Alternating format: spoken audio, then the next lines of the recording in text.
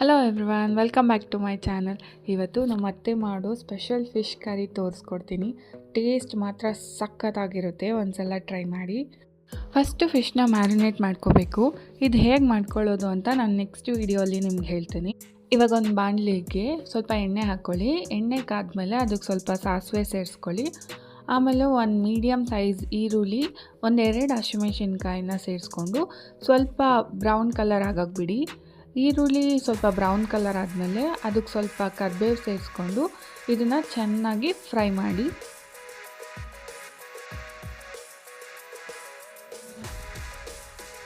ಇವಾಗ ಇದಕ್ಕೆ ಒಂದೆರಡು ಒಣಮೆಣಸಿನ್ಕಾಯಿ, ಸ್ವಲ್ಪ ಸಾಲ್ಟ್ನ ಸೇರಿಸ್ಕೊಂಡು ಚೆನ್ನಾಗಿ ಫ್ರೈ ಮಾಡ್ಕೊಳ್ಳಿ.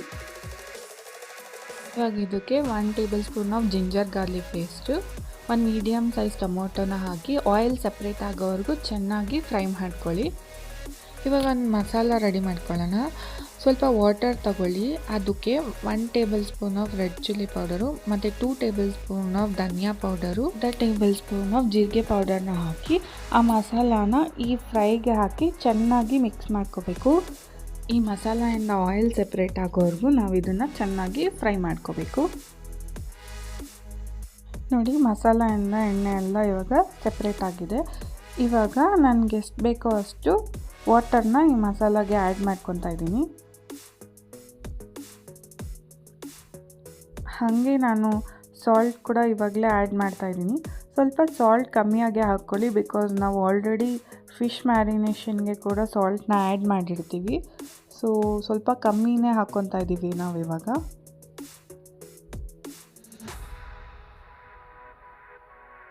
ಇವಾಗ ನಾನು ಇದಕ್ಕೆ ಒಂದು ಲೆಮನ್ ಸೈಜಷ್ಟು ಹುಣಸೆಹಣ್ಣು ನೀರನ್ನ ಸೇರಿಸ್ಕೊತಾ ಇದ್ದೀನಿ.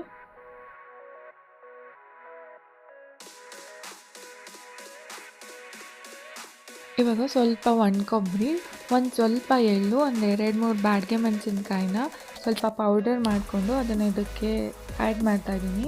ಟ್ರಸ್ಟ್ ಮೀ, ಇದು ಮಾತ್ರ ಸಖತ್ ಟೇಸ್ಟ್ ಕೊಡುತ್ತೆ ಫಿಶ್ ಕರಿಗೆ.